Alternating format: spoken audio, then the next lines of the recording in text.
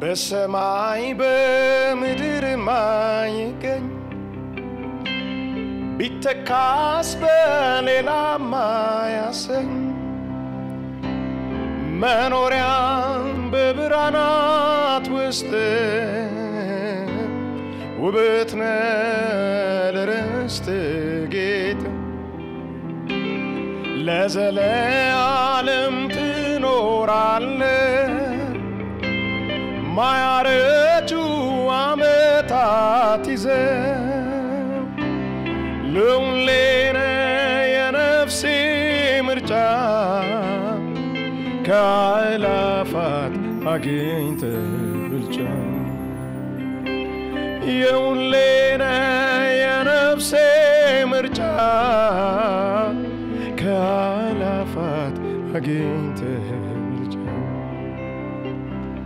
በሰማይ በምድር ማይገኝ ቢተካስ በሌላ ማያሰኝ መኖሪያ በብርሃናት ውስጥ ውበትነ ለርስት ጌጥ ለዘለዓለም ትኖራለህ ማያረጁ ዓመታት ይዘህ የግሌነ የውስጤ ምርጫ ከአእላፋት አግኝተህ ብልጫ የኔነ የውስጤ ምርጫ ከአእላፋት አግኝተህ ብልጫ የነፍሴነ የኔ ምርጫ ከአእላፋት አግኝተህ ብልጫ ለሁሌነ የኔ ምርጫ ከአእላፋት አግኝተህ በሰማይ በምድር ማይገኝ ቢተካስ በሌላ ማያሰኝ መኖሪያ በብርሃናት ውስጥ ውበትነ ለርስት ጌጥ ሃሌሉያ ለዘለዓለም ትኖራለህ ማያረጁ ዓመታት ይዘህ ለሁሌነ የኔ ምርጫ ከአእላፋት አግኝተህ ብልጫ ለሁሌነ የኔ ምርጫ ከአእላፋት አግኝተህ ብልጫ ኢየሱስ ርስቴ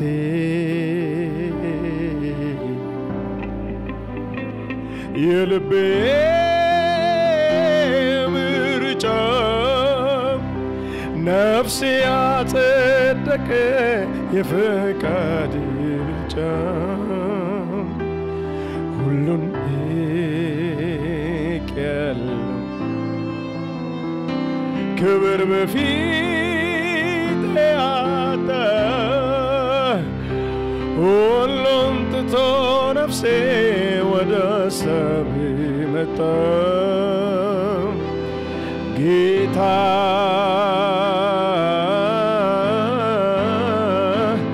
ፍቅር እጅግ እያየለ መጣ ጌታ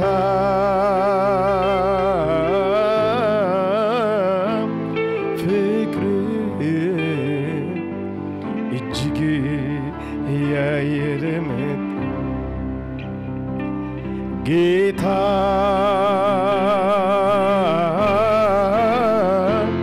ፍቅር እጅግ እያየለ መጣ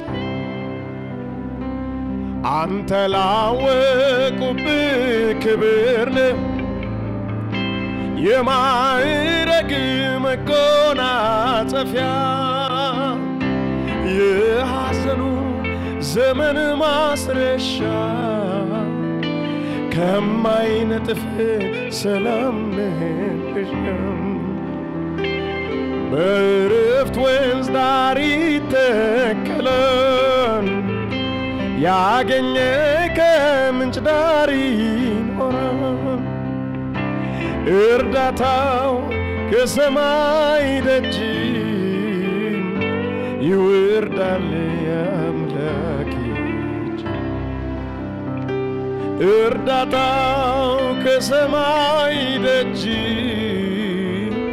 ይወርዳል የእግዚአብሔር እጅ እርስቴ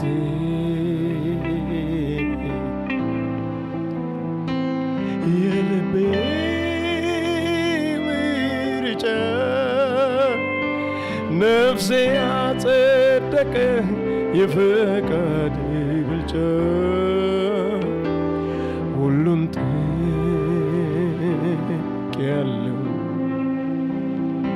ክብር በፊት ያጣ ሁሉን ትቶ ነፍሴ ወደ ሰብ መጣ ጌታ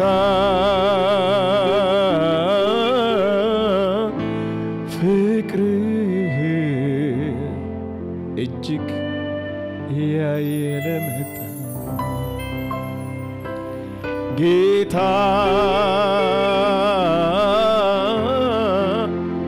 ፍቅርህ እጅግ ያየለ መጣ ሃሌሉያ እንደምን አመሻችሁ ውድ ቅዱሳን እግዚአብሔር የተመሰገነ ይሁን እንኳን ለ2013 አዲስ ዓመት እግዚአብሔር በሰላም አደረሳችሁ በሰላም አደረሰን ማለት ፈልጋለሁ እንግዲህ እግዚአብሔር መልካም ነው እነሆ ያለፈውን ዓመት ተሻግረን ዘንድሮ ደርሰናል የእግዚአብሔር ቃል እንደሚናገር የእግዚአብሔር ምህረት ማለዳ ማለዳ አዲስ ነው እንደሚል በአዳዲስ ምህረቱ ደግሞ በዚህ ዓመት እንኖራለን አልፎም ደግሞ ዓመታትን በቸርነት ታቀዳጃለ ተብሎ እንደተጻፈ በዚህም ዓመት በጎና ብዙ ቸርነቱን እንደምንቀዳጅ እናምናለን እግዚአብሔር የተባረከ ይሁን እንግዲህ ዛሬም በዚህ የማክሰኞ መደበኛ ስርጭታችን በኢቫንጀሊካል ቴሌቪዥን ያለው ማለት ነው በበዓሉ ምክንያት አቋርጠነው የነበረውን ቅጥሮችና መሰጉያዎች የሚለውን መልእክትን ቀጥላለን እግዚአብሔር ይመስገን አሁን ወደ እግዚአብሔር ቃል ለመሄድ ሁላችሁ መጽሐፍ ቅዱሳችሁን የማስታወሻ የምትይዙባቸውን ደብተሮች አዘጋጅታችሁ በእግዚአብሔር ፊት በዚህ ዝማሬ በህልውና ውስጥ እንገኛለን ከዛ ወደ እግዚአብሔር ቃል እንሄዳለን ሁላችንም ባለንበት ስፍራ እጆቻችንን ከፍ አድርገን ወደ እግዚአብሔር ወደ አምላካችን ህልውና እንገባለን ከዚህ አምልኮ ጋር ሃሌሉያ የእግዚአብሔርን አባትነት የእግዚአብሔርን እረኝነት የእግዚአብሔርን ጠባቂነት በዚህ ዝማሬ ውስጥ ያስተዋለን አብረን እናመልካለን ክብር ለኢየሱስ ይሁን ሃሌሉያ ኦ ኢየሱስ እናቶነቱት ግን ያጠባኸኝ አባቶነ ከክፍ ያሳደከኝ እንደ ታላቅ ወንድም የምትመክረኝ እንደ እህት ደብቀኝ ያጎረስከኝ ደግሞም ወዳጄ ሚስጥረኛዬ የትም የማትለየኝ ጓደኛዬ የጠላቴ ጠላት ልመላሼ ስምህ ብሩክ ይሁን ወንድም ጋሼ እናቶነቱት ግን ያጠባኸኝ አባቶነ ከክፍ ያሳደከኝ የእግዚአብሔርን ፍቅር ቸርነትና ምህረት እያሰብን ባለፉት ዓመታት የሆነልንን የእግዚአብሔርን በጎነት እያሰብን ሃሌሉያ ሃሌሉያ ኢየሱስ ደግሞም ወዳጄ ሚስጥረኛዬ የትም የማትለየኝ ጓደኛዬ የጠላቴ ጠላት ልመላሼ ስምህ ብሩክ ይሁን ወንድም ጋሼ የምትሳሳልኝ የምትወደኝ ከማንም ይልቅ የምትቀርበኝ ምትጠብቀኝ ጠዋት ማታ ጠላቴን በስውር የምትመታ ምትበቀልልኝ ደመላሼ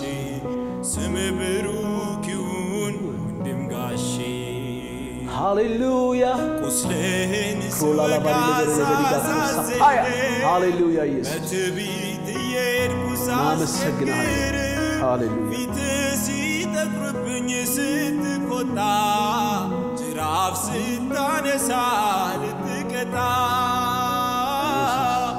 ወዲያው ደግሞ ተንበርክኬ አልቅሼ ጌታ ማረኝ ስል ተመልሼ በዚያው ክርትታይ ልም ጨርሶ እጅህ ይዘረጋል ተመልሶ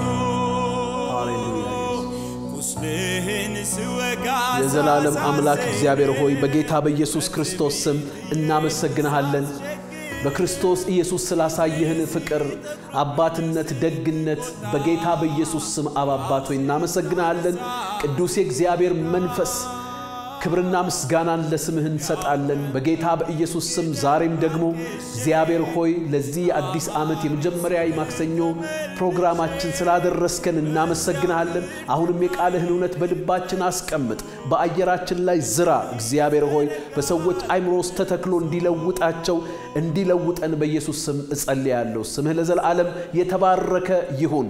ከፍ ከፍ እናረጋለን በጌታ በኢየሱስ ስም አሜን። እግዚአብሔር የተመሰገነ ይሁን። እንግዲህ ቅድም እንደነገርኳችሁ ዛሬ በበዓሉ ምክንያት እና በነበሩ ልዩ ልዩ ፕሮግራሞች ተቋርጦ የነበረው ቅጥሮችና መሰዊያዎች የሚለው አምና የጀመርነው ትምህርት ይቀጥላል። እግዚአብሔር የተመሰገነ ይሁን። የተወሰኑ ክፍሎችን በማክሰኞ መደበኛ ስርጭታችን እነዚህ ያካፈልን እንቀጥላለን።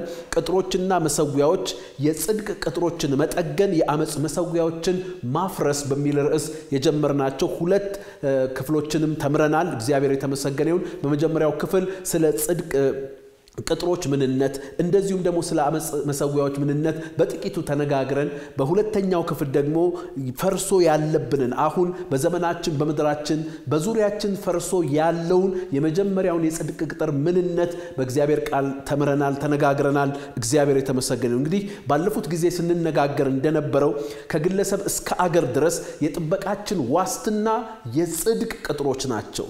የዋስትናችን ስጋቶች ደግሞ የአመጽ መሰዊያዎች ናቸው።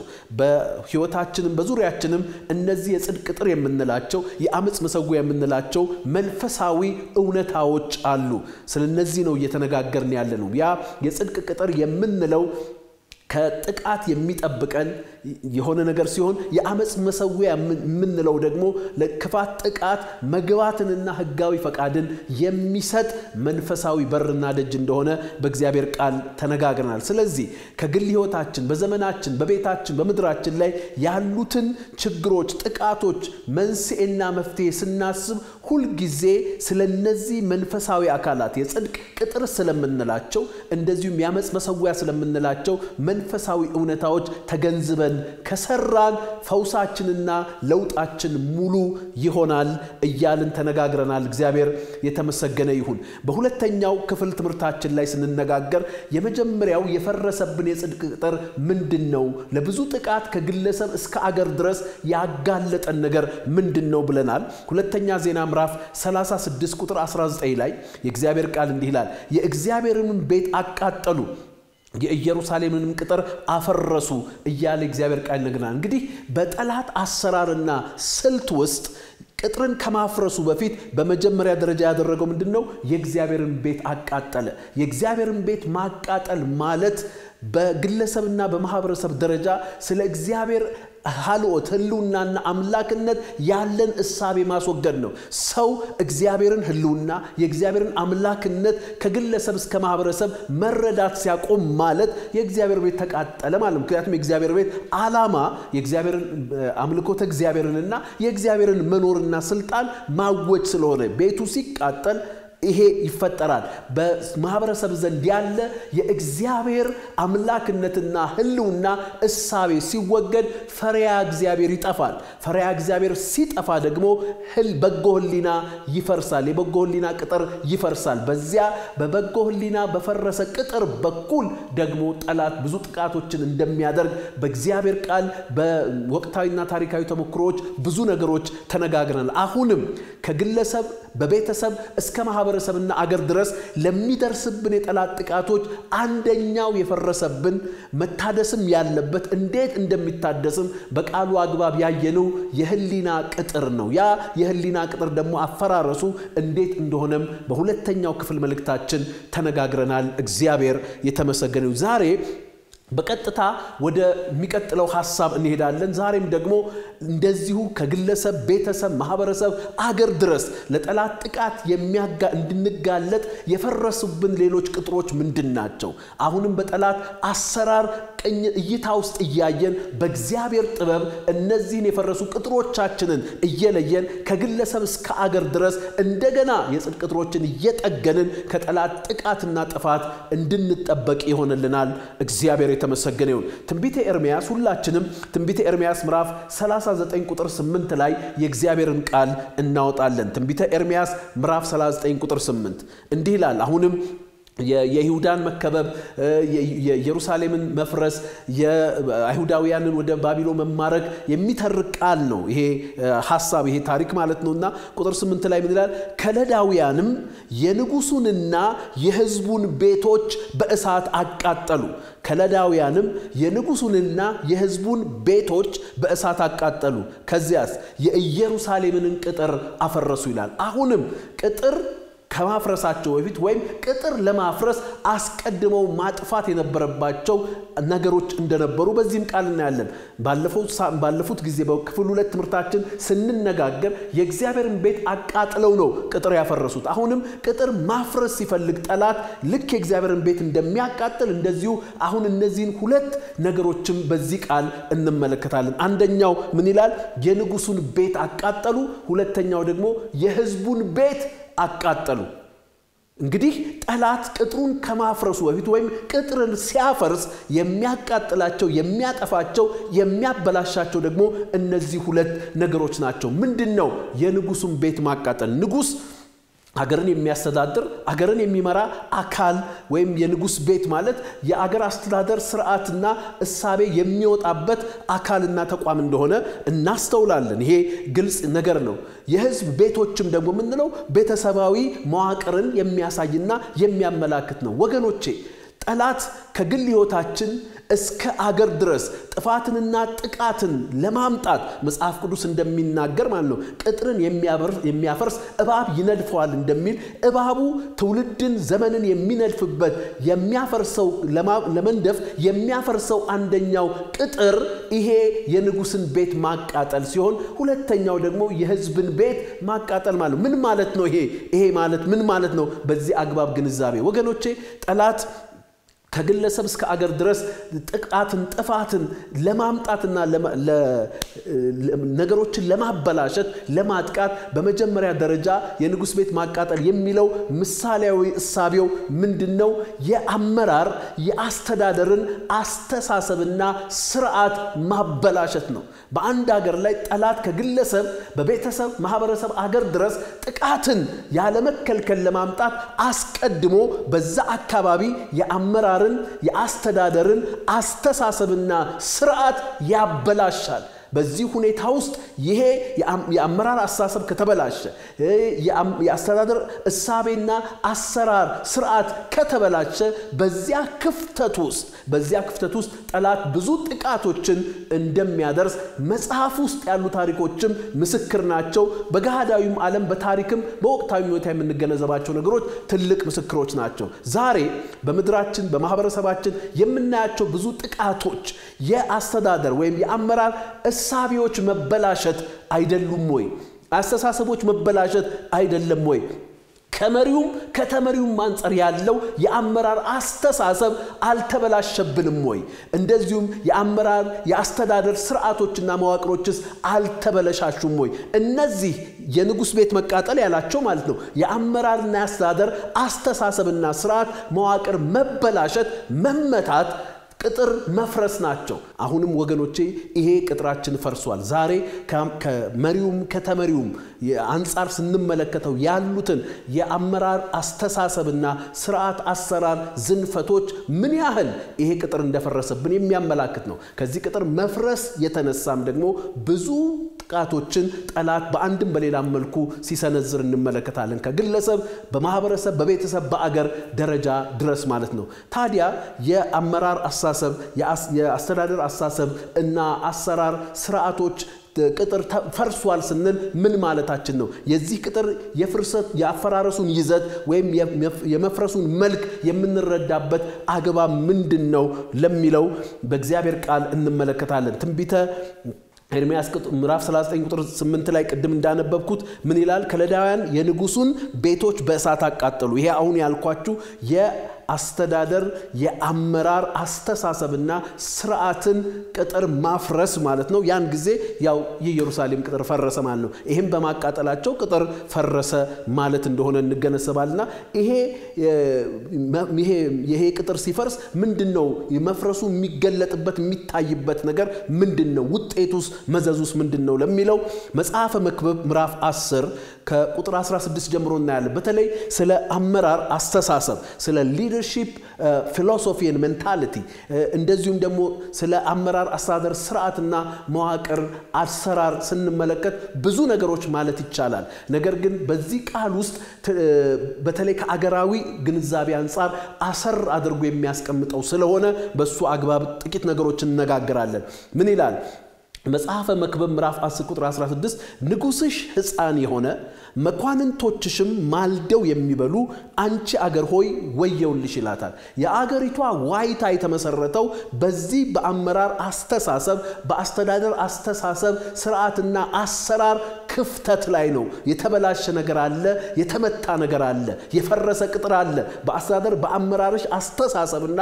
አሰራር አኳያ የሚለው ነገር ለጥቃት እንዳጋለጣትና ለዋይታ እንዳበቃት ይሄ ቃል ይነግራል ምንድነው ይሄን ሲል ንጉስሽ ሕፃን የሆነ መኳንንቶችሽም ማልደው የሚበሉ አንቺ ሀገር ወየውልሽ ወይም ደግሞ ዋይታ ነው ላንቺ ጭንቀት ነው በሚልበት ጊዜ ምን ማለቱ ነው እዚህ ላይ የምናየው የአመራር አስተሳሰብና አሰራር ቅጥር አፈራረሱ ምንድነው በተግባራዊ ደረጃ ስንመለከተው የመጀመሪያው ንጉስሽ ሕፃን የሆነ ይላል ሕፃንነት የሚያሳየው የብስለትና የብቃት እጥረትን ነው ዛሬ ወገኖቼ በአገራችንም ይሁን በአፍሪካ በአጠቃላይ ብዙ አገራዊ ማህበረሰባዊ ጥቃቶችና ችግሮች ተፈጥሯዊ ይሁን ሰው ሰራሽ የሚፈራረቁበት አንደኛው ክፍተት የአመራር ቅጥራችን ፈርሷል እንዴት ፈረሰ ካላችሁ የአመራር አስተሳሰባችንና አሰራራችን ስርዓታችን ብዙ ጊዜ በብቃት በእውነተኛ ብስለትና ብቃት ላይ የተመሰረተ አይደለም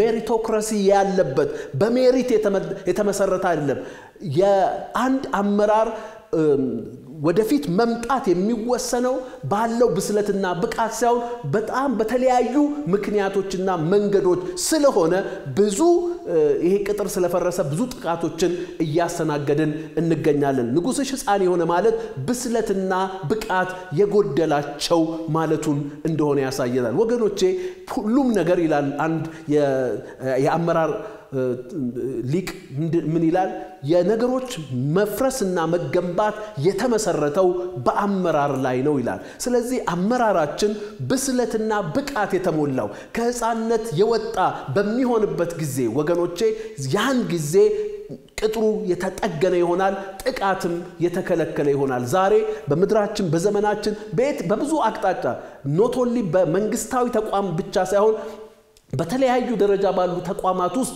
ብስለትና ብቃት የሌለው አመራር እንዴት አድርጎ ለጠላት ነገሮችን እንደሚያጋልጥ አካባቢን ቤተሰብን እንደሚያጋልጥ ይሄ የእግዚአብሔር ቃል ጠቋሚያችን ነው ዛሬም በጌታ በኢየሱስ ስም በሜሪት ላይ ያልተመሰረተ ብስለትና ብቃት መሰረቱ ያልሆነ አመራር ይታደዘን መጸለይና መስራት እንደሚገባን የእግዚአብሔር ቃል ነገር ከዛም ምን አለ መኳንንቶችሽም ማልደው የሚበሉ አለ መኳንንቶችሽም ማልደው የሚበሉ ማልዶ መብላት ማለት ሳይሰሩ መብላት ማለት ነው ኮራፕት ሊደርሺፕ ማለት ነው ማልዶ መብላት ማለት ሌላው የሰራውን እንጂ መቼም ማልዶ ማለት ተኝቶ ነው ያደረው ጧት ብድግ ብሎ እንጀራ ላይ ማለት የሆነ አካል ሰርቶለት ነው ማልዶ መኳንንቶችሽም ገና ምንም ሳያረጉ ምንም ሳያገለግሉ ምንም ሳይተክሉ ምንም ነገር ሳይሰሩ ተነስተው የሚበሉ ኮራፕት ሊደርሺፕ ሰልፊሽ ራስ ወዳድ ለራስ ጥቅም የሚሄዱ አመራርን አገልጋይነት ሳይሆን ተጠቃሚነት አድርገው የሚያዩ ፕሪቪሌጅ አድርገው የሚመለከቱ አገር ወየውልሽ ይላታል። ስለዚህ አሁን በአገራችን በዘመናችን በአገራዊ አስተዳደር ተቋም ብቻ ሳይሆን በቤተሰብ በንግድ በማህበራዊ ተቋማት ማየት ትችላላችሁ። ኢቭን በሃይማኖት ተቋማት አመራርም ልታዩ ትችላላችሁ። አገርን ማህበረሰብን ዋይ የሚያስብል የአመራር አስተሳሰብና ስርዓት መፍረስ እያየን አይደለም ወይ? ብስለትና ብቃት የሌላቸው ብዙ መሪዎች ምን ያህል የተሰጣቸውን አገራዊ ተቋማዊ አደራ መወጣት አቅቷቸው ለብዙ ሰው ሰራሽና ተፈጥሯዊ ጥቃት ትውልድ ሲጋለጥ እያየን አይደለም ወይ ወገኖቼ? ስለዚህ ቅጥር መፍረስ መጸለይና መትጋት መስራት የለብንም ወይ? መጽሐፍ ቅዱስ ይሄን ነው የሚለው። አንዱ የፈረሰብን ቅጥር መታደስ ያለበት የጽድቅ ቅጥር ይሄ እንደሆነ በእግዚአብሔር ቃል እንመለከታለን እናስተውላለን። እንደዚሁም መኳንንቶችሽ ማልደው የሚበሉ ይላታል። ማልደው የሚበሉ ኮራፕት ሊደርሺፕ ለራሳቸው ነገር ብቻ የሚሄዱ ሳይሰሩ መብላት ሌላው በሰራው መብላት መጠቀም የሚፈልጉ ሰልፊሽ የሆኑ ግሪዲ የሆኑ ስስት የሞላባቸው የራሳቸውን ነገር የሚሹ የአመራር ስርዓቶችና አስተሳሰቦች የገዙን አይደለም ወይ? እንዲያውም እኮ አንዳንድ ተረቶቻችን ለነዚህ አስተሳሰቦች መሰረት መያዝ ማሳያዎች ናቸው። ሲሾም ያርበራ ሲሻር ይቆጨዋል አይነት ነገር ማለት ነው። ማልዶ የመብላት መንፈስ ዛሬ በጌታ በኢየሱስም የምድራችንንም የአፍሪካንም በአገራዊ ደረጃም ይሁን በተለያዩ ተቋሞች አካባቢ ያለውን ይሄንን የአመራር አስተሳሰብና ስርዓት የፈረሰ ቅጥር በጌታ በኢየሱስም እግዚአብሔር በጸጋውና በመንፈሱ ይገነባው ዘንድ እንጸልያለን። መደረግ የሚገባውንም ደግሞ እናደርጋለን። እግዚአብሔር የተመሰገነ ይሁን ወገኖች። እንግዲህ የእግዚአብሔር ቃል ይሄን ነገር ይነግረናል። ጽድቅ ቅጥር የምንለው አንዱ ይሄ የአመራር አስተሳሰብ እና የአመራር አሰራር ስርዓት ቅጥር ነው። እግዚአብሔር የተመሰገነው። እግዚአብሔር ህዝቡን በነገስታቱ ጽድቅ በኩል እንዴት እንዲጠብቅ መጽሐፍ ቅዱስ ይነግረናል ወገኖቼ። ይሄ ቅጥር መታደስ አለበት። ይሄ ኮራፕት ሊደርሺፕ ብስለትና ብቃት የጎደለው ሜሪት ላይ ያልተመሰረተ ሊደርሺፕ መታደስ አለበት። ከዚህ የተነሳ በመፍረሱ ለብዙ ጥቃት ከግለሰብ ቤተሰብ ማህበረሰብ አገርና አህጉር እንደተጋለጡ ስለምናስተውል ማለት ነው ወገኖቼ።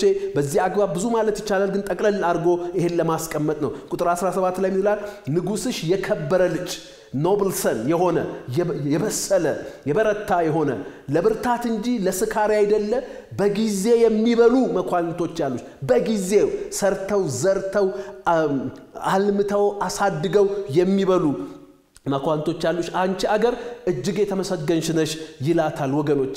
የአገር ምስጋናም ይሁን ዋይታ የተመሰረተው በአመራሩ ወይም በአመራር አስተሳሰብና በአመራር ስርዓት ይዘትና ቅኝት ውስጥ እንደሆነ ይሄ ቃል ይነግረናል ወገኖቼ። ለኢትዮጵያ ለአፍሪካ በአገራዊ ደረጃም በልዩ ልዩ ተቋማት ደረጃም ላለ የአመራር አስተሳሰብ አሰራርና ስርዓት ቅጥር መታደስ እንተጋለን እንጸልያለን። ስሙ ለዘላለም የተባረከ ይሁን። ሃሌሉያ። እንግዲህ የአመራር አስተሳሰብና ስርዓት ቅጥር ፈርሷል ስንል መታደስ አለበትም ስንል ወዴት ነው የሚታደሰው? what is the leadership model? እንደው ስናድስ እኮ የመጀመሪያ ንድፉ ያስፈልገናል። ትክክለኛው ንድፍ ያስፈልገናልና የሊደርሺፕ ሞዴል the model leader እና leadership ያለውን አንድ አካል በእግዚአብሔር ቃል እናነሳና ወደዚያ መታደስ እንዳለብን እናምናለን። ወደዚያም ለመታደስ ይሄን ቅጥር ለማደስ እንሰራለን። ዘካርያስ ምዕራፍ 9 ቁጥር 9 በጌታችን በኢየሱስ ክርስቶስ ሕይወት እና ፍጻሜ ላይ የተነገረ ትንቢት ነው። እንዲህ ይላል፣ አንቺ የጽዮን ልጅ ሆይ አላት እጅግ ደስ ይበልሽ፣ እጅግ ደስ ይበልሽ። ለምን? አንቺ የኢየሩሳሌም ልጅ ሆይ እልል በይ። ለምን? እነሆ ንጉስሽ ብሎ አትሪቢዩቶችን እንትን ይላል። የተቀጠረ የተጠገነ የታደሰ የአመራር አስተሳሰብና ስርዓት ያለውን የአመራር ይዘት ያሳየንና ከዚህ የተነሳ አንቺ ሀገር እልል በይ ደስ ይበልሽ ይላታል። ለምን? ንጉስሽ ጻድቅና አዳኝ ነው፣ ትሁትም ሆኖ በአህያና በአህያቱ ግልገል በውርንጫይቱ ላይ ተቀምጦ ወደ አንቺ ይመጣል ይላታል። እዚህ ላይ ጥሩ የትክክለኛ መጽሐፍ ቅዱሳዊ ልኩን የጠበቀ ውጤታማ ኤፌክቲቭ ኤፊሽንት የሆነ የአመራር አስተሳሰብና ስርዓትን ቅጥር ያሳየናል። እግዚአብሔር የተመሰገነ ይሁን። ምን አለ? ንጉስሽ ጻድቅ የሆነ ጻድቅ ሆኖ ጻድቅ ማለት በፍትህ በስርዓት በመልካም ነገር የተሞላ የአመራር አስተሳሰብ በጀስቲስ መሰረት ላይ የተመሰረተ ማለቱ እንደሆነ የእግዚአብሔር ቃል ስለ ጽድቅ በሚያወራቸው ብዙ ነገሮች ይናገራል። ሁለተኛ ሳሙኤል ምዕራፍ 23 ቁጥር 3 ላይ የእስራኤል አምላክ ተናገረኝ፣ የእስራኤል ጠባቂ እንዲህ አለ፣ በሰው ላይ በጽድቅ የሚሰለጥን በእግዚአብሔርን ፍርሃት የሚነግስ ይላል። በጽድቅ መሰልጠን ማለት በእግዚአብሔር ፍርሃት መንገስ ማለት ነው። with sense of accountability and justice በፍትህና በተጠያቂነት መንፈስ የሚነግስ በብስለትና በብቃት መንፈስ የሚነግስ ማለት ነው። እግዚአብሔር የተመሰገነ ይሁን። ጻድቅ ከዚያ ደግሞ ምን አለ? አዳኝ ሆኖ አዳኝ ሳይሆን አዳኝ ሆኖ ይመጣል። ማዳን ማለት እኮ ከተያዘ ከተመታ ከወደቀ ነገር በጎ ነገርን ማውጣት ማለት ነው። ማዳን ማለት እኮ የታመመን መፈወስ ማለት ነው። ማዳን ማለት እኮ የታሰረን መፍታት ማለት ነው። ማዳን ማለት ደግሞ የወደቀን ማንሳት ነው። አንዳንድ ጊዜ አክቹአሊ ሁሉ ጊዜ ማለት ይቻላል ማዳን ዋጋ ያስከፍላል። አንዳንድ ነገር ላድን ካልኩኝ እኔ የምከፍለው ዋጋ አለ። ምናልባት ያን ላድነው ላልኩት አካል የምከፍለው ዋጋ ሊኖር ያስፈልጋል ብዬ አምናለሁ። ማዳን መስዋዕትነት ይጠይቃልና ይሄ ንጉስ አዳኝ ሆኖ ነው የሚመጣው። አዳኝ ሆኖ የነሱን ንብረት ሊያድን የነሱን ነገር ሊያድን አይደለም ሊያድናቸው። እንግዲህ ይሄ ተባለለት ንጉስ እንዴት የሰው ልጆችን እንዴት እስራኤልን እንዳዳነ መጽሐፍ ይነግረናል። ራሱን በመስቀል ላይ አሳልፎ በመስጠት እንዳዳነ። ስለዚህ ሰልፍ ሳክሪፋይሲንግ ሊደርሺፕ ሌላውን ለማዳን ትውልድን ለማዳን ህዝብን ለማዳን ለማትረፍ ለማውጣት ለማሳደግ መስዋዕት የሚሆን ማለት ነው። ይሄ ነው ሊታደስ የሚገባው አመራር ቅጥር ማለት ነው። እግዚአብሔር የተመሰገነ ይሁን። እንደዚሁም ደግሞ ምን አለ? ትሁት ሆኖ መቼም እንደሚባለው ማለት ነው power corrupts and absolute power corrupts absolutely ይባላል። ትህትናን የሚያጠፋ ፕራይድን ትዕቢትን የሚወልድ ነገር ነው ስልጣን ብዙ ጊዜ። ነገር ግን ይሄ ንጉስ ትሁት ነው። ሌሎችን ለመስማት ከሌሎች ለመቀበል ትሁት የሆነ ንጉስ እንደሆነ የእግዚአብሔር ቃል ይሄ ካራክተር ኳሊቲውን የሚያሳየን የባህሪ ይዘቱን የሚያሳየን መንፈስ ነው። ዛሬም የመሪነት ቅጥር የአመራር አስተሳሰብና ስርዓት ቅጥር ሲታደስ የአመራር አስተሳሰቡ በትህትና እንጂ በትዕቢት የተሞላ ያልሆነ በጽድቅ እንጂ በአመጽ ያልተሞላ የሆነ እንደዚሁም ደግሞ በማዳን መስዋዕት ሆኖ በማዳን እንጂ በማደን ያልተሞላ ሲሆን ያን ጊዜ የጽድቅ ቅጥር የሆነው የአመራር አስተሳሰብና አሰራር ታደሰ። ለምድርም ደግሞ ደስታና እልልታ ይሆናል ማለት ነው። እንደዚሁም በመጨረሻ ምን አለ? በአህያይቱም ግልገል በውርንጭላይቱ ላይ ተቀምጦ የሚመጣል። ይሄ ምንድነው? ትውልድ አስተሳሳሪ አመራር ማለት ነው። ምን አለ? በአህያይቱ ብቻ አይደለም፣ በአህያይቱ ግልግል በውርንጫይቱ አህያይቱንም ልጅቷንም ግልገሏንም ውርንጫይቱም ላይ ሁለቱም ላይ ተቀምጦ እኔ እንዴት ፊዚካሊ እንደተቀመጠ ባላውቅም ነገር ግን የቀደመውንና ያሁኑን ትውልድ ያለውንና የሚመጣውን ትውልድ አስተሳስሮ ትውልድ ዘለል ዛሬ ሆኖ ነገን እያሰበ የነገን ኃላፊነት እየወሰደ የሚመራ አመራር ኢንተርጀነሬሽናል ኤንድ ትራንስጀነሬሽናል ሊደርሺፕ ይሄ ትውልድን ያስተሳሰረ እንደገና ደግሞ ትውልድን የዘለለ አመራር አስተሳሰማለሁ። እንዲህ በዚህ ሞዴል በዚህ ቅርጽ ነው እንግዲህ የፈረሰው የአመራር አስተሳሰብና አሰራር ቅጥራችን ቢታደስ እንደተባለው እልልበይ እጅግ ደስ ይበልሽ የሚያስብል ሁኔታ በአገር ደረጃም ይሁን አመራር በሚንቀሳቀስበት ተቋም ደረጃም የሚፈጠረው እግዚአብሔር የተመሰገነ ይሁን። ስለዚህ ዛሬ እንደ እግዚአብሔር ቃል ማደስ ያለብን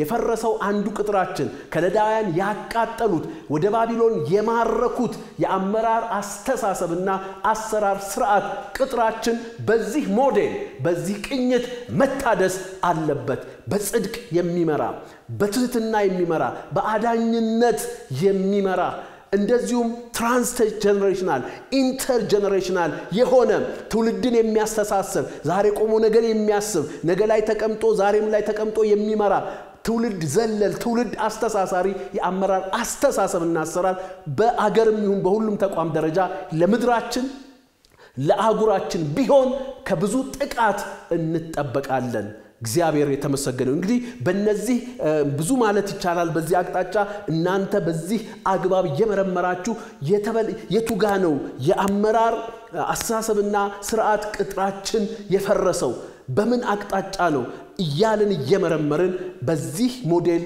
መሰረት ደግሞ ለመታደስና ለማደስ ብንነሳ ከብዙ ጥቃት ዘመናችን ይጠበቃል እግዚአብሔር የተመሰገነ ይሁን ሃሌሉያ ከዚያ ሁለተኛው የፈረሰብን ወይም ሶስተኛው ካለፈው ትምርት ስንቀጥል ከዛሬው ደግሞ ሁለተኛው ትንቢተ ኤርምያስ ምዕራፍ 39 ቁጥር 8 ላይ እንደዚህ ይላል ከለዳውያንም የንጉሱንና ይልና ከዛ የህዝቡን ቤቶች በእሳት አቃጠሉ የኢየሩሳሌምንም ቅጥር አፈረሱ ይላል ቅጥር ሲያፈርሱ አስቀድመው ቤቶችን አቃጠሉ የህዝቡን ቤት አቃጠሉ የህዝቡን ቤት ማቃጠል ቤቶችን ማቃጠል ምን ማለት ነው ዶሜስቲክ ትራንኩሊቲውን ይሄ ቤተሰባዊ መዋቅርን ማፍረስ ማለት ነው ቤተሰባዊ መዋቅርን ማበላሸት ሁላችሁም ብዙ ጊዜ ሲባል እንደምትሰሙት ቤተሰብ የማህበረሰብና የአገር የቤተክርስቲያን መሰረት ነው የቤተክርስቲያን መሰረት የማህበረሰብ መሰረት የአገር መሰረት ቤተሰብ ነው ሲባል እንሰማለን እውነትም ነው ከዚህም የተነሳ ነው ጠላት ሁሉ ጊዜ ቅጥርን ሲያፈርስ አስቀድሞ የሚያፈርሰው ቅጥር የቤተሰብን መዋቅር እንደሆነ የእግዚአብሔር ቃል የሚነግረን ጳውሎስ እንኳን ቤተክርስቲያንን ሲያፈርስ ምን ይላል ወደ ቤቶች እየገባ ህፃናትና ሴቶችን እየጎተተ ያወጣ ነበር ይላል ቤተክርስቲያንን ሲያፈርስ አቅጣጫው ቤተሰባዊ መዋቅርን ማበላሸት ማፍረስ እንደነበረ የእግዚአብሔር ቃል ይነግረናል ወገኖቼ ዛሬም አንዱ የፈረሰብን ቅጥር የቤተሰባዊ መዋቅር የቤተሰባዊ ስርዓት የፋሚሊ ሲስተም መዋቅራችን እንደሆነ የእግዚአብሔር ቃል በዚህ እውነት ያሳስበናል አዎ የቤተሰብ መዋቅር ሲበላሽ ትውልድ በብዙ ጥቃቶች ውስጥ ይወድቃል ዘመን በብዙ ጥቃቶች ውስጥ ይወድቃል ልክ እንደ አመራር አስተሳሰብና ስርዓት ቅጥር መፍረስ እንደዚሁ የቤተሰብ መዋቅር መፍረስም ብዙ ጥቃቶችን ብዙ ነገሮችን ቤተሰብ ግለሰብ ማህበረሰብና አገር እንዲያስተናግድ ያደርጋል ያወቅነው ሳናቀው በስውርም በግልጥም አሰራር እንዴት ጠላት ፋሚሊ ቫልዩን የቤተሰብን ክብርና ዋጋ የቤተሰባዊ መዋቅርን በማፍረሱ ብዙ ጥቃቶች ዛሬ እየተገነዘበን እያየን ያለንበት ሁኔታ አለ ምን ማለት ነው ግን የቤተሰብ መዋቅርን ማፍረስ ቤተሰባዊ መዋቅርን ማፍረስ የቤተሰባዊ መዋቅር ቅጥርን ማፍረስ ምክንያቱም ጠንካራ ቤተሰባዊ መዋቅር የግለሰብ የቤተሰብ የማህበረሰብና የቤተክርስቲያን የአገር ቅጥር ነው ጠንካራ የሆነ ያልፈረሰ ቤተሰባዊ መዋቅር ካለን በግልም በቤተሰብም በማህበረሰብም እንደዚሁም በአገር ደረጃ የተጠበቀን የተከለልን እንሆናለን እግዚአብሔር የተመሰገነ ይሁን በመጀመሪያ ደረጃ ምንድነው የቤተሰባዊ መዋቅርን ጠላት የሚያፈርሰው የቤተሰብን ልዩ መስተጋብሮች ማበላሸት ነው ማበላሸት በመጀመሪያ የቤተሰብና የእግዚአብሔርን መስተጋብር ያበላሸዋል ወገኖቼ እግዚአብሔር ቤተሰብን የሚያየው እንደ መቅደሱ ነው ቤተሰብን የሚያየው እንደ ቅዱሳን ማህበር ነው አክቹአሊ ባልና ሚስት መጀመሪያ በአዳምና በሔዋን ጋብቻ ሲፈጽሙ እንደ ምሳሌም ነው የክርስቶስና የቤተክርስቲያን ትስስር ሚስጥር እንደሆነ የእግዚአብሔር ቃል ይነግረናል ኤፌሶን ምዕራፍ 5 ቁጥር 31 ላይ ምን ይለናል ስለዚህ ሰው አባቱና እናቱን ተዋል ከሚስቱ ጋር ይተባበራል የትዳር የቤተሰብ መሰረት ማለት ነው ሁለቱም አንድ ስጋ ይሆናሉ የሚስጥር ታላቅ ነው እኔ ግን ይህን ስለ ክርስቶስና ስለ ቤተክርስቲያን እላለው እያለ እግዚአብሔር ቃል ይናገራል ቤተሰብን በዚህ ልክና በዚህ ሚስጥር ነው እግዚአብሔር የሚያው ቤተሰብ የእግዚአብሔር መቅደስ ነው የእግዚአብሔር መገኛ ማደሪያ የእግዚአብሔር ጸጋ መስመርና መንገድ እንደሆነ መጽሐፍ ቅዱስ ይነግረናል ይሄን ማስተጋበር አበላሽቶታል ቤተሰብ የእግዚአብሔር መቅደስ የእግዚአብሔር የአምልኮ ማዕከልና የአምልኮ መሰረት መሆኑን አስክዶናል ስለዚህ ቤተሰብ እግዚአብሔርን ኢንተርቴን የሚያደርግበት ስፔስ ጠፍቷል ይሄ የሆነበት ሁኔታ አለ ይሄን መስተጋብር በማበላሸቱ የቤተሰብን መዋቅር ቅጥር አፍርሶ ለብዙ ጥቃት ትውልድን ዘመንን አጋልጧል። እንደዚሁም ደግሞ የቤተሰብና የማህበረሰብንም ደግሞ መስተጋበር አበላሽቷል። የቤተሰብንና የማህበረሰብን ወገኖቼ ቤተሰብ ትዳር ጋብቻ በማህበረሰብ ውስጥ ያለውን መልካምና የከበረ እይታ አጥፍቶታል ጠላት። ዛሬ ትዳር ሲባል ጋብቻ ሲባል በማህበረሰቡ መካከል ያለው እሳቤ መጽሐፍ ቅዱሳዊ ልኩን ይጠብቃል። መጽሐፍ ቅዱስማ ዕብራውያን ምዕራፍ 13 ቁጥር 4 ላይ እንዲህ ይላል መጋባት በሁሉ ዘንድ ክቡር መኝታው ንጹህ ይሆናል። መጋባት በሁሉ ዘንድ ክቡር ይሁን። አሁን ሜሬጅ ኖብል ነው ወይ? መጽሐፍ ቅዱስ የሚለው በአንድ ሴትና ወንድ መካከል የሚደረገው የቤተሰብ መሰረት የሆነው ጋብቻ ክቡርነቱ ኖብልነቱ ጠፍቷል አይደለም ወይ? ይሄን በማድረጉ ለብዙ ከዛ ይላል እኮ ሴሰኞችና አመንዝሮች ግን እግዚአብሔር ይሄ የጋብቻ ክቡርነት ከማህበረሰብ እሳቤ ሲጠፋ ሴሰኝነትና አመንዘርኝነት ይበዛል ማለት ነው። ዛሬ የምናያቸው በጣም መስመር የለቀቁ ፐርቨርትድ የሆኑ ሴሰኝነትና አመንዝርነት መሰረታቸው የጋብቻ ክቡርነት ከማህበረሰቡ እሳቤ ስለተወሰደ ይሄ የጋብቻና የማህበረሰብ መስተጋብር ስለተበላሸ ስለፈረሰ ይሄ ቅጥር ስለፈረሰ ነው ወገኖቼ። ዛሬም በእግዚአብሔር ቃልና በጸሎት ይሄ መስተጋብር እንዲታደስ ማመንና ማሰብ አለብን። የቤተሰብ መዋቅር ቅጥራችን ስለፈረሰ እነዚህ መስተጋብሮች ስለተመቱ ለብዙ ጥቃት እንደተጋለጥን የእግዚአብሔር ቃል ይነግረናል ወገኖቼ። እግዚአብሔር የተመሰገነ ይሁን። ከዚያ በመቀጠል እንደዚሁ እንዳልኳችሁ የጋብቻ ወይም የቤተሰብ መዋቅር ቅጥር መፍረስ የሚገለጥበት አቅጣጫ የቤተሰብን ከተለያዩ አካላት ጋር ያለውን መስተጋብር በማበላሸት ነው ብያቸዋለሁ። አንደኛ የቤተሰብና የእግዚአብሔርን መስተጋብር። እግዚአብሔር ቤተሰብን እንዴት ነው የሚያየው? እግዚአብሔር ቤተሰብን ሲመሰርት የእሱ መቅደስ መሰረታዊና ዋነኛ መቅደስ ለማድረግ ነው።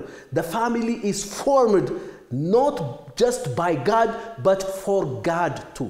ቤተሰብ የሚመሰርተው በእግዚአብሔር ብቻ ሳይሆን ለእግዚአብሔርም እንደሆነ መጽሐፍ ቅዱስ ይነግረናል። እንደዚሁም የቤተሰብና የማህበረሰብ መስተጋብር አበላሽቶታል። ማህበረሰብ ለቤተሰብ ምስረታ ለጋብቻ ለቤተሰብ ምስረታ መሰረት ለሆነው ለጋብቻና ለትዳር ያለው ክቡር አመለካከት ተበላሽቶ ትውልድ በሴሰኝነትና በአመንዝረት ተጠምዶ ለጥቃት እንዲጋለጥ ምክንያት ሆኗል ማለት ይቻላል በዚህ ቃል አግባብ። በሶስተኛ ደረጃ በባልና በሚስት መካከል ያለውን መስተጋብርም ከቃሉ ልኬት ውጪ በማበላሸት የቤተሰብ መዋቅርን ቅጥር ጠላት አፍርሶ ብዙ ጣጣዎች የተፈጠሩ ያሉበት ሁኔታ እንዳለ የእግዚአብሔር ቃል ይነግረናል። የእግዚአብሔር ቃል በባልና በሚስት መካከል ያለው መስተጋብር ምን አይነት መልክና ምን አይነት ልክ እንዳለው በኤፌሶን ምዕራፍ 5 ከቁጥር 22 እስከ ቁጥር 33 ማንበብ ይቻላል። ዛዝርዝር ውስጥ አልገባም ስለ ቤተሰብ ጉዳይ ስለማናስተምር አሁን ባለው በዚህ መልእክት ውስጥ ማለት ነው።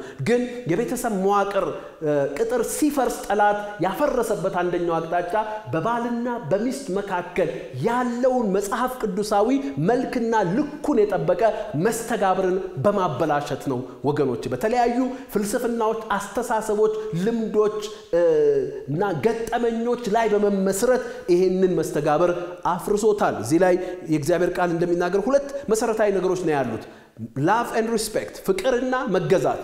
ባልና ሚስት በቤተሰብ መዋቅር ውስጥ ያላቸው ሮል እና ፖዚሽን ሚናና ስፍራ አደበላልቆታል። ባል ያለው ሚና አለ፣ ባል ያለው ስፍራ አለ። ሚስት ያላት ሚና አለ፣ ሚስት ያላት ስፍራ አለ። ነገር ግን የሚናና የስፍራን ይዘት በተለያዩ አሳሰቦች የኤጎ ጥያቄ የመብት ጥያቄ በማድረግ በተለያየ ሁኔታ ውስጥ እነዚህ ነገሮች በማበለሻሸት ይሄንን መስተጋብር ሲያጠፋው የቤተሰብ መዋቅር ቅጥር ይሰበራል፣ ይቃጠላል። ያን ጊዜ በተሰበረው የቤተሰብ መዋቅር ቅጥር ብዙ ጥቃቶች በዘመኑ በትውልድ በግለሰብ በቤተሰብ በማህበረሰብ በአገር ላይ ይደርሳል ወገኖች። እዚህ ላይ እንደምናየው ሚስቶች ለጌታ እንደምትገዙ ለባሎቻችሁ ተገዙ፣ ባሎች ደግሞ ክርስቶስ ቤተክርስቲያን እንደዚህ ውደዱ ይላል። ዋናው አንኳር ሐሳቡ በዚህ መስተጋብር ውስጥ ባል ስፍራ አለው፣ ሚና አለው። ሚስት ስፍራ አላት፣ ሚና አላት። ስፍራና ሚናቸው የሚገለጥበት አንኳር ቫልዩዎችን ሲናገር ባል ሚስቱን ይውደድ ይውደድ እንዴት አድርጎ ይዳል ክርስቶስ ቤተክርስቲያንን እንደወደደ እንደራሱ አካል አድርጎ ይውደዳት ይላል ሚስትስ ለባሏ ለጌታ እንደምትገዛ ትገዛ ይላል ሪስፔክት ማለት ነው love and respect እነዚህ አንኳር ቫልዩዎች ተጥሰዋል ሚስት ስለ ስፍራዋና ስለ ሚናዋ ጥያቄ ውስጥ እንድትገባ የሚያደርግ ባልም ደግሞ ስለ ስፍራውና ስለ ሚናው ጥያቄ ውስጥ እንዲገባ የሚያደርጉ ብዙ አስተሳሰቦች እየመጡ ይሄን መስተጋብር በማወካቸው የቤተሰብ መዋቅር ቅጥር እየፈረሰ ይገኛል ከዚህ የተነሳ በባልና በሚስት መካከል ያለው መስተጋብር ሲበላሽ በዚያ ክፍተት ውስጥ ትውልድ ይጠቃል ልጆች ይበተናሉ ብዙ ልጆች አለ መጠለያ ይቀራሉ አለ አውቶሪቲ አለ ኮንትሮል በቃ በብዙ ክፍተቶች ውስጥ እንደሚወድቁ ዛሬ በአዲስ አበባ ከተሞች የወደቁ የጎዳና ልጆች የምንላቸው ጎዳና ልጅ የለውም የአንድ ወንድና የአንድ ሴት ልጆች ናቸው እነዛ ሰዎች የአንድ ቤተሰብ ልጆች ናቸው ጎዳና ልጆች የሚባሉት እነዚህ ሰዎች የጎዳና ልጅ የሆኑት ወላጆቻቸው በመካከላቸው ካለው መስተጋብር ብልሽት የተነሳ የፈጠሩት ወይም የተሰበረው ቅጥር ያወጣቸው ተጠቂዎች እንደሆኑም ልንገነዘብ ያስፈልጋል እግዚአብሔር የተመሰገነ ይሁን እንደዚሁም ደግሞ መጽሐፍ ቅዱሳችን እንደሚነግረን እሱ ብቻ ሳይሆን ደግሞ በወላጆችና በልጆች መካከል ያለውንም መስተጋብር በማበላሸት የቤተሰብ መዋቅር ቅጥርን ያፈርሳል ጠላት ልጆችና ቤተሰቦች መጽሐፍ ቅዱስ ኤፌሶን ምዕራፍ 6 ቁጥር 1 ላይ አሁንም ስለ ልጆችና ስለ ቤተሰቦች መስተጋብር መርሆች ሲናገር ምን ይላል ልጆች ሆይ ለወላጆቻችሁ በጌታ ታዘዙ መልካም እንዲሆንልህ እድሜህም በመድር ላይ እንዲረዝም አባትና እናትህን አክብር ይላል አባቶች ሆይ ልጆቻችሁ በጌታ ምክርና በተግሳጽ አሳድጓቸው እንጂ አታስቆጣቸው ይሄ ነው በልጆችና በቤተሰቦች መካከል የሚኖረው መስተጋብር ልጆች ሆይ ለወላጆቻችሁ በጌታ ተገዙ አክብሩ ዛሬ ከልጆች ዘንድ ወደ ቤተሰቦች ሊፈስ የሚገባው መታዘዝና አክብሮት የለም ከዚህ የተነሳ ልጆች በራሳቸው ኦቶኖመስ ናቸው በአባታቸው ቤት አዛዦች እነሱ ናቸው በጣም ብዙ የተመሳቀለ ነገር አለ ይሄንን እንደ ሞደርኒቲ ምናይ ቤተሰቦች አለን ይሄን ነገር ለልጆች ነፃነት እንደመስጠት የምናየው ሰዎች አለን ከዚህ የተነሳ የቤተሰብ መዋቅር ቅጥር ፈርሶ ለቤተሰቡ ለልጆችም ለማህበረሰቡ ለአገር የማይጠቅሙና አፍራሽ የሆኑ ጥቃቶች ሲሰነዘሩ እናያለን ነገር ግን የእግዚአብሔር ቃል በሚለው ስታንዳርድ ይሄን ነገር ስንገነባ ቅጥሮች ይታደሳሉ ጥቃቶችም ይከለከላሉ እግዚአብሔር የተመሰገነ ይሁን ሃሌሉያ እንግዲህ በማጠቃለያ የቤተሰብ መዋቅር ቅጥር በመፍረሱ አሁን ባልኳችሁ የመስተጋብሩ ዝንፈቶችና መበላሸቶች ጠላት የቤተሰብና እግዚአብሔርን የቤተሰብና የማህበረሰብን በቤተሰብ ውስጥ የባልና የሚስትን የልጆችና የቤተሰቦችን መስተጋብር መጽሐፍ ቅዱሳዊ ልኩና መልኩን የጠበቀውን መስተጋብር በማበላሸት የቤተሰብ መዋቅር ቅጥርን በማፍረስ ለጥቃት ዘመንን ትውልድን ያጋልጣል ይሄ ነገር መታደስ አለበት ግን እንዴት ነው የቤተሰብ መዋቅር ቅጥር የሚታደሰው ካልን ከዚህ ይጀምራል ከትክክለኛ ቅድመ ዝግጅት መጽሐፈ ምሳሌ ምዕራፍ 24 ቁጥር 27 መጽሐፈ ምሳሌ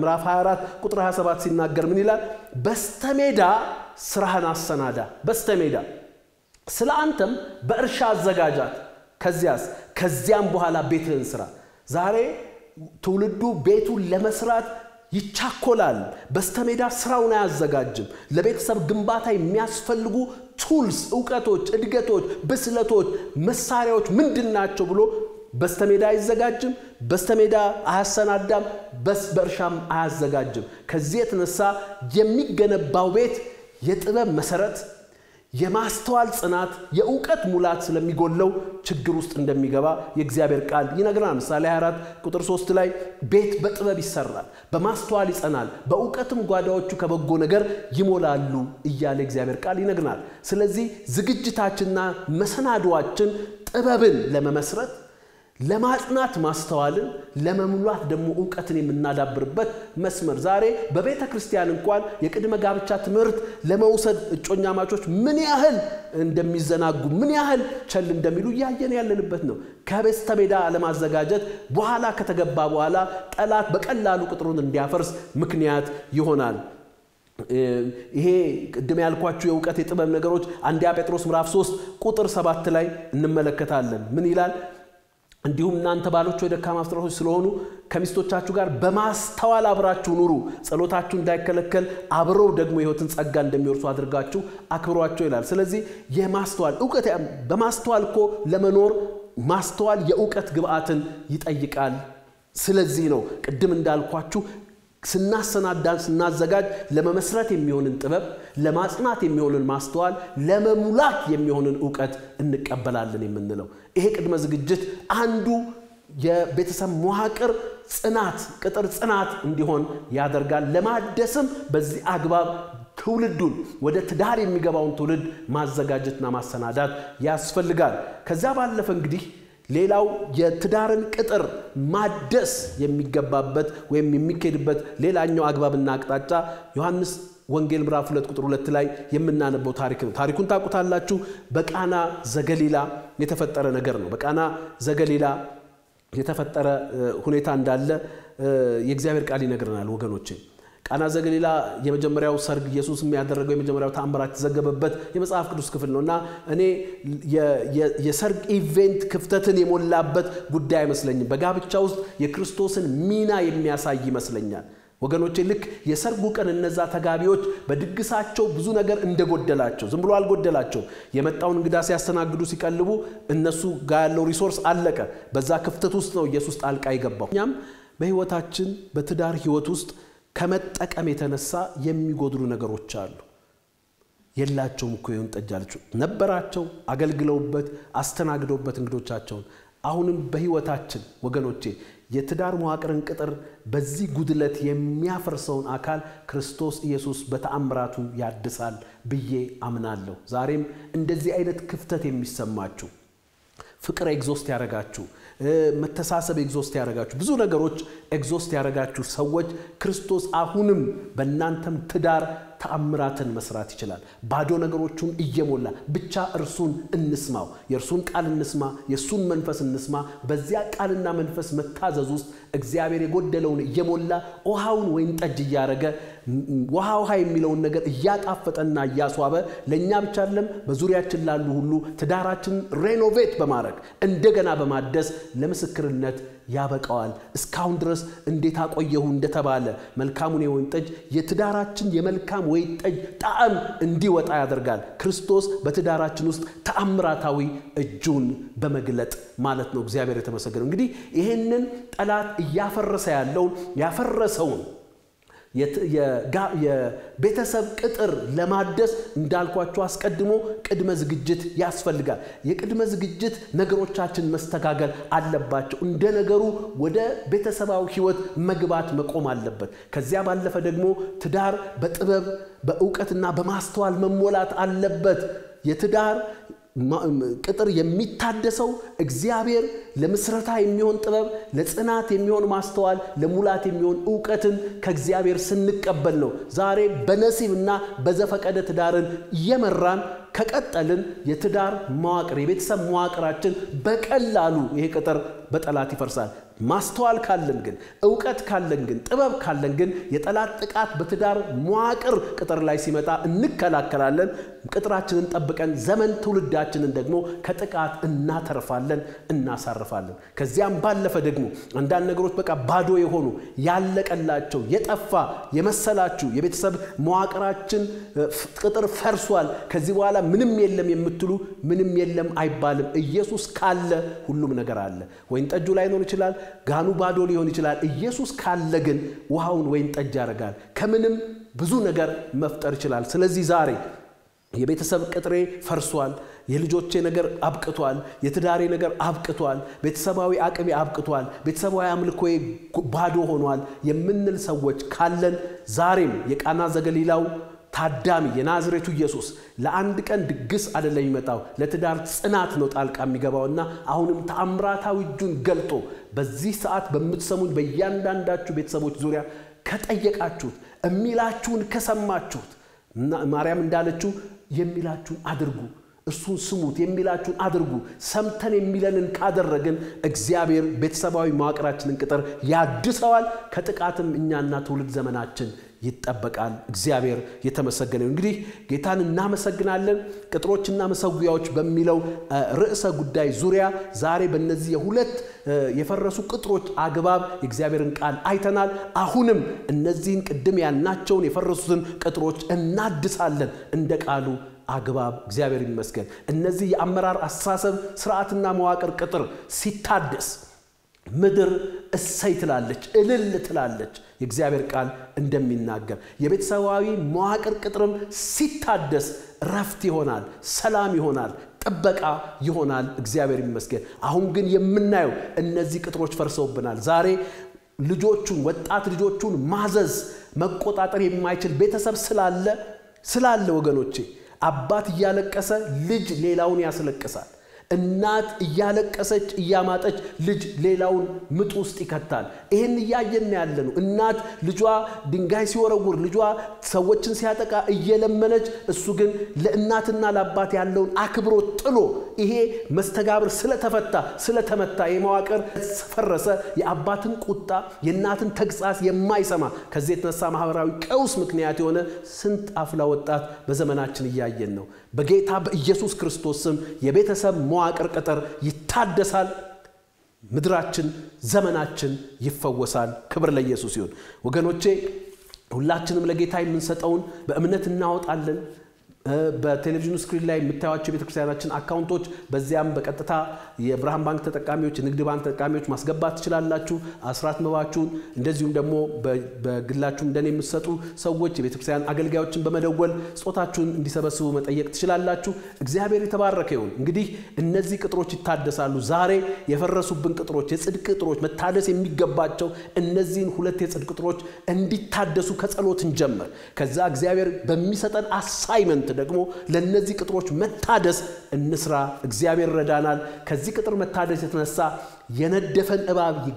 ይጠፋል የሚነድፈንም እባብ አይኖርም ዘመናችን በጸጥታ ለእግዚአብሔር ክብር እርሱን በመምሰል ለምንኖርበት ሰላም እንሆናለን እግዚአብሔር የተባረከ ይሁን የዘላለም አምላክ እግዚአብሔር ሆይ በጌታ በኢየሱስ ስም እናመሰግናለን ስለሰጠህን እውነት ስላሸከምከንም ኃላፊነት ስምህን እንባርካለን አሁንም አንተ እርዳን እነዚህ የፈረሱብን ቅጥሮች እንዲታደሱ በቃል ቅኝትና ጥበብ መንፈስ ኃይልም እንድንሞላ እርዳን የፈረሰብን የአመራር አስተሳሰብ ስርዓትና መዋቅር ቅጥር እንዲታደስ ልክ በበጉ በኢየሱስ በጽዮን ንጉስ መልክና ልክ እንዲታደስ እንደዚሁም የፈረሰብን የቤተሰብ መዋቅር ቅጥር እንዲታደስ እንደ ቃል እንደ ምክር እንዲታደስ እንደ ጳውሎስ ኤፌሶን ምክር እንዲታደስ እንድትረዳን በኢየሱስ ስም እንጸልያለን ቅዱስ ስም ከዘላለም እስከ ዘላለም የተባረከ ይሁን ይሄንን ጾታችንን በፍቅር ሰጠንህ አንተም በፍቅር ተቀበለን እናመሰግናለን በጌታ በኢየሱስ ስም አሜን